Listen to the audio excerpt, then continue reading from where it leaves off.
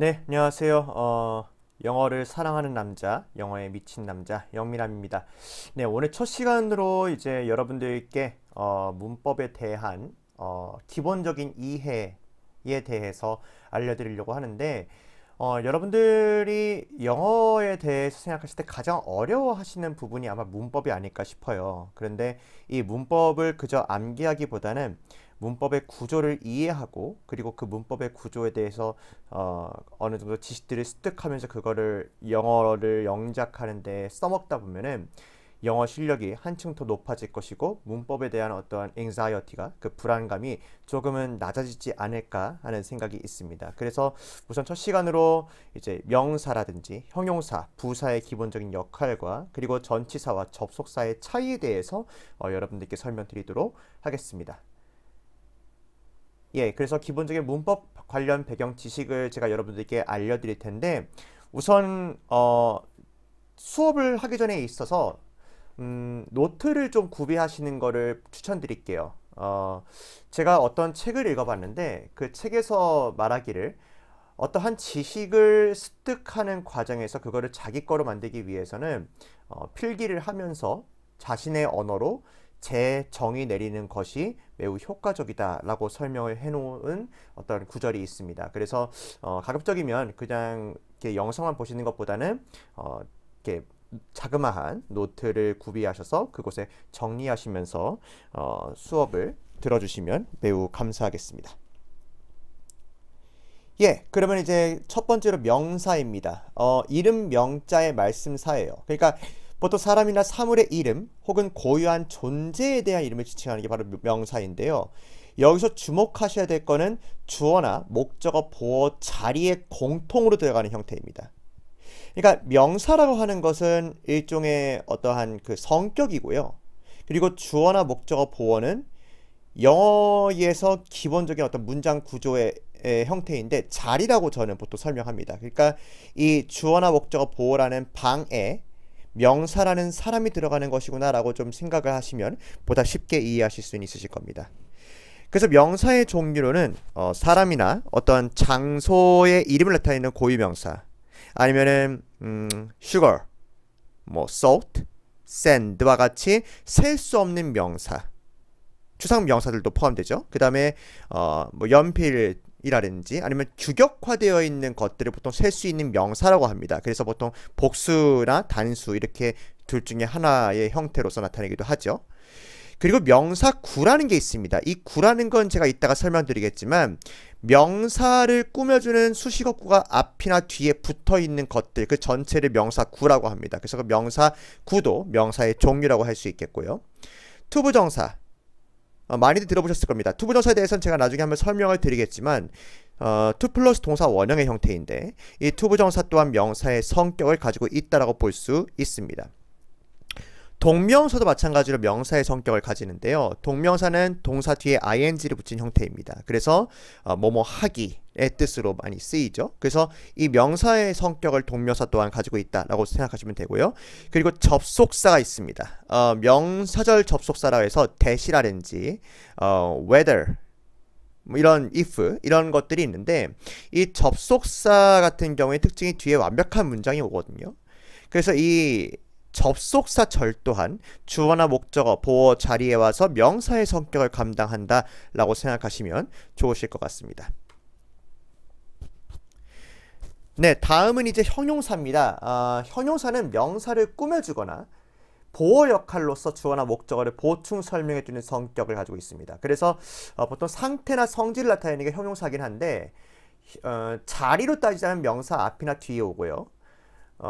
그리고 이제 비동사나 어떤 이형식 동사라고 있거든요. 뭐 이제 seem이라든지 appear이라든지 이런 것 뒤에 오는 녀석이 바로 형용사입니다. 목적격 보어도 마찬가지고요. 그러면 형용사의 종류로는 어떤 것이 있느냐? 뭐 말 그대로 형용사가 있죠. 뭐 handsome 아니면은 뭐 pretty 예쁜 아니면은 또 뭐가 있을까요? 뭐 ugly 못생긴 그리고 또 wonderful 아름다운 멋진 beautiful 뭐 이런 종류의 형용사들이 이제 형용사의 종류에 포함되기도 하고요. 아까 전에 보셨지만 투부정사가 명사의 성격도 가지고 있는데 형용사의 성격을 또한 가지고 있기도 합니다. 그래서 형용사의 종류에 제가 범주에 포함을 시켰는데 간략히 말씀드리자면 투부정사는 명사 뒤에 와서 명사를 꾸며줘요. 그래서 위치가 완전히 다릅니다. 그러니까 명사의 성격으로 쓰일 때는 주어, 목적어, 보어 자리에 투부정사가 오지만 형용사의 성격으로 쓰일 때는 명사 뒤에 와서 명사를 꾸며준다는 것을 기억해 두시면 좋으실 것 같습니다. 그리고 현재 분사와 과거 분사, 이걸 이제 분사라고 하는데 현재 분사의 경우에는 형태가 동사 플러스 ing입니다. 그리고 과거 분사는 동사에다가 일이 붙인 꼬라지이죠. 그러면 얘네 둘 또한 형용사의 성격으로 명사 앞이나 뒤에 와서 명사를 꾸며주기도 하고요. 비동사나 아니면 목적격 보어 자리에 와서 비동사 뒤나 아니면 목적격 보어 자리에 와서 형용사의 성격으로서 서술하는 역할을 가지기도 합니다. 그리고 전치사 또한 형용사의 역할을 갖고 있습니다. 예를 들면 The woman in a dress라고 하면은 드레스를 입은 여성, 이렇게 해서 그 드레스를 입은이라는 어떤 그 형용사의 형태로서 여성을 꾸며줍니다. 그러니까 여성이라고 하는 그 명사 뒤에서 전치사구가 이 명사를 꾸며주기도 해요. 그래서 형용사의 역할을 감당하기도 한다고 볼 수가 있습니다. 그리고 관계사가 있습니다. 이 관계사는 나중에 제가 한번 길게 설명을 드리겠지만 문장 성분이 하나 빠져 있고 앞에 선행사를 갖고 있는 형태거든요. 뭐 which나 who, that 이런 것들이 바로 관계사인데 관계 부사 또한 이제 뭐 and이나 where도 있겠죠.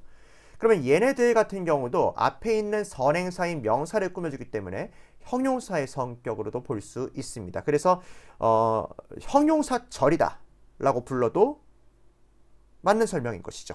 관계대명사절을요. 그 다음에 이제 부사입니다. 아까 전에 형용사 같은 경우에는 명사를 꾸며준다고 제가 말씀드리지 않았습니까? 그런데 이 부사는 명사를 제외한 형용사, 부사, 동사, 그리고 문장을 꾸며주는 역할을 감당합니다. 그래서 부사의 종류로는 당연히 부사가 있겠죠. 뭐 이제 보통 ly를 붙인 형태가 부사인데 투부정사구 같은 경우도 부사의 성격을 갖고 있습니다. 문장 뒤에 혹은 앞에 오거나 아니면 형용사 뒤에 혹은 동사 뒤에 와서 결과라든지 아니면 목적, 뭐뭐 하기 위해서 등의 어떠한 뜻으로 쓰이는 형태가 바로 투부정사의 부사용법이라고 하는데 그래서 부사의 성격을 투부정사 또한 가지고 있다라고 보시면 될 것 같아요. 그럼 전치사구도 마찬가지로 부사의 성격을 가지고 있기도 합니다. 아까 전에 제가 명사 뒤에 와서 명사를 꾸며준다고 제가 말씀드리지 않았습니까? 전치사구가요. 근데 부사의 성격으로도 전치사구가 쓰인다는 것을 알아두시면 좋으실 것 같습니다. 그러니까 동사나 문장 뒤에 와서 시간이나 장소 등을 나타내기도 합니다. 그게 바로 부사 역할이에요. 그 다음에 부사절이 있습니다. 뭐 because라든지 when, if 등과 같이 시간이나 어떤 조건, 이유 등을 나타내는 접사들이 있어요. 그 접사 뒤에 오는 문장을 보통 우리는 부사절이라고 하는데 그래서 부사절 또한 부사의 성격을 갖고 있다라고 보시면 될 것 같습니다. 그 다음에 이제 구와 절에 대한 어떤 설명 그리고 주절과 종속절에 대한 설명을 좀 드리려고 하는데 구는 단순한 단어들의 나열이에요. 그러니까 단어가 2개 이상으로 되어 있지만 그 2개 이상으로 되어 있는 그 단어들의 관계를 봤을 때는 주어 플러스 동사의 개념이 없는 것이죠. 그래서 예문을 좀 보시면 The man who is wearing a hat is my uncle. 이거는 완전한 문장이죠. 근데 그 완전한 문장에서 주어와 동사로 이루어져 있습니다. 주어가 the man부터 hat까지고 그리고 동사가 is부터 uncle까지죠. 동사 구가요. 근데 여기서 이 the man이라고 하는 그 명사 뒤에서 who is wearing a hat이라는 관계대명사절이 와서 이 man을 꾸며줍니다. 그러면 이때 the man이라고 하는 녀석 뒤에 여러 가지 단어들이 있지 않습니까? 그러면 the man부터 이 hat까지는 명사구예요. 그리고 그 명사구의 핵심어가 바로 the man입니다. 그러니까 그 the man 뒤에 who부터 hat은 형용사의 성격으로 man을 꾸며준 거예요. 그래서 형용사절, 관계대명사절이고요. 그리고 그 앞에 있는 man이 핵심어, 그리고 선행사라고도 얘기하죠. 관계대명사 앞에 있기 때문에. 그래서 이 핵어라고도 불리기도 하는 이 the man이 이제 핵심 단어라고 보시면 될 것 같아요. 그 주어에서. 아무튼 그래서 그 주어에 있는 그 부분에서 이 the man부터 head까지가 명사 구입니다. 예. 그러니까 이 the man부터 head까지가 주어 플러스 동사 개념이 없기 때문에 그래서 명사 구라고 불린다는 것을 기억해 주시면 좋을 것 같아요. 그러면 이제 절에 대한 설명을 좀 드리도록 하겠습니다. 절은 두 개 이상의 단어들이 주어 플러스 수로 개념이 들어간 경우입니다. 그러니까 단어가 두 개 이상인데 그 단어 두 개 이상을 봤을 때 주어 플러스 동사 개념이 있네. 그러면 이제 절이라고 부를 수가 있다는 겁니다. 그러면 the man who is wearing a hat is my uncle. 이게 완전한 절인 것이죠. 그러니까 주어가 하나 NP라고 noun phrase가 있고요. 그 다음에 동사구 is부터 uncle까지가 VP, 즉 verb phrase라고 해서 동사구가 있는데 이 명사구와 동사구가 같이 합쳐져서 주어와 동사로 이루어져서 문장이라고 불려지는 것이죠. 그래서 이거를 절이라고 볼 수가 있습니다. 근데 여기서 이제 질문을 할 수 있을 것 같아요. 그러면 아까 전에 이 who부터 who is wearing a hat이라고 하는 이 부분에서도 동사가 들어가 있지 않습니까? 그러면 얘도 절이라고 볼 수 있지 않겠습니까? 라고 이제 물어보신다면 아주 잘 보신 겁니다. 그러니까 who부터 hat까지를 보시면 주어는 없어요. 그러니까 관계대명사 같은 경우엔 뒤에 주어나 목적어 혹은 소유격이 빠져있는 형태거든요. 그래서 불완전한 문장을 이루는데 이때 who부터 hat까지를 보시면 여기에서 보면은 주어는 없지만 동사는 있죠. is wearing이라고 하는. 그러면 얘도 절이라고 볼 수는 있는 겁니다. 그런데 이 who부터 hat은 앞에 있는 이 man, 선행사를 꾸며주는 형용사 절인 것이죠. 네, 이렇게 조금 바라보시면 좋을 것 같습니다. 그 다음에 이제 주절과 종속절에 대한 설명인데요. 주절은 주된 문장, 즉 단독으로도 문장 구성이 가능한 절을 주절이라고 부릅니다. 그러면 종속절은 뭐라고 부르냐? 보통 우리 국어에서는 이걸 안긴 문장이라고도 이제 얘기를 하는데 쉽게 말해서 문장 성분 안에 포함되어 있는 거예요. 그러니까 주어나 목적어 보어 자리에 종속돼서 혹은 부사 자리에 종속돼서 문장 성분 안에 포함되는 겁니다. 그러니까 단독적으로 독립해서 쓰일 수가 없어요. 예문을 좀 보시겠습니다. I know that David has been interested in playing the piano 라고 했을 때 I know라고 하는 주절이 있죠. 그러니까 나는 알아요. 그런데 이 know라고 하는 알다라는 동사는 뒤에 뭘 아는지에 대한 목적어가 나와줘야 돼요. 그래서 그 목적어 자리에 지금 that부터 피아노까지가 있는 것이죠. 그러면 이 that부터 피아노까지가 종속절인 겁니다. 왜냐하면 목적어 자리 안에 접속사 that을 가지고 와서 그 안에 문장에 들어간 거거든요. 그래서 이걸 종속절, 안긴 문장으로 볼 수가 있다는 것입니다. 네, 그러면은 한번 잠시 멈춰보시고 이 아래 문장들 가운데서 종속절을 한번 찾아보시길 바랄게요. 자, 1분에서 한 2분 정도 멈춰보시고 한번 찾아보시기를 바라겠습니다. 자, 다 찾으셨나요? 다 찾으셨다는 줄로 알고 그 다음에 제가 이제 정답을 좀 알려드리도록 하겠습니다. 예, 바로 정답은 아래와 같습니다. 그러니까 지금 빨간색으로 표시되어 있는 부분들이 다 종속절이에요. 이제 학생들을 가르치다 보면은 이 then부터 이 left hand까지가 종속절이다 라고 이제 이렇게 보시는 분들도 계시거든요. 그리고 이 아이들은 know를 미치신 분도 있으셨고, 근데 그러니까 독립적으로 쓰일 수 있는 문장은 주절이에요. 그러면 raise your left hand 같은 경우에는 얘는 명령문이죠. 그러니까 얘는 독립적으로 쓸 수가 있습니다. 그리고 I didn't know 같은 경우도 물론 know라는 동사는 뒤에 뭘 모르는지에 대한 목적어가 나와야지 완벽한 문장이긴 하지만 I didn't know가 주절이에요. 그러면 그 아래, 그 뒤에 있는 그 that부터 contest까지가 종속절로 봐야 되는 거죠. 목적어 자리에 있으니까. 그리고 3번 같은 경우는 I am successful. 나는 성공했어. 난 성공해. 라고 하는 이 문장 봤을 때 I am successful은 주어, 동사, 주격 보호 자리이기 때문에 완벽한 문장입니다. 그러나 because부터 my life까지가 죄송합니다. because부터 my life까지가 부사의 성격으로서 왜 내가 성공을 한 건지에 대해서 이유를 나타내기 때문에 이 because부터 life까지가 부사 역할로 종속절로 쓰인 것이죠. 마지막으로 4번 같은 경우에는 it은 가짜 주어라고 불립니다. 보통 허사라고도 불리는데 가주어, 진주어 구문에 대해서 다음 시간에 제가 영상을 올려드릴 겁니다. 그때 좀 더 자세하게 알려드리겠습니다. 아무튼 그러면 이 that부터 and까지가 주절이에요. 그러니까 종속절이에요. 그러니까 주어 자리에 지금 that부터 and까지 에 있는 그 문장이 온 것이죠. 근데 이 that부터 and를 따로 떼가지고 문장을 독립해서 쓸 수 있나요? 독립해서 쓸 수가 없죠. 그렇기 때문에 이 that부터 and까지가 명사의 성격으로 주어 자리에 온 접속사절이다 라고 보기 때문에 이걸 종속절로 보는 것이 맞습니다.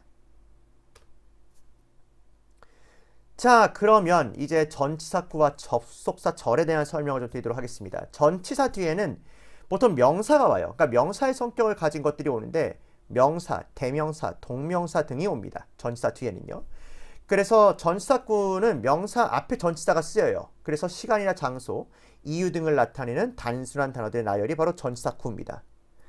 그러면 접속사절 같은 경우에 접속사 뒤에 완전한 문장이 와서 명사 혹은 부사 역할을 감당하는 문장입니다. 그래서 이제 예문을 좀 볼게요. 똑같이 내가 감기에 걸려서 내가 그래서 그 포럼에 참석하지 못했어, 그 학회에 참석하지 못했어 라고 하는 문장이 있다고 칩시다. 그러면 첫 번째 문장에서 보시면은 because I couldn't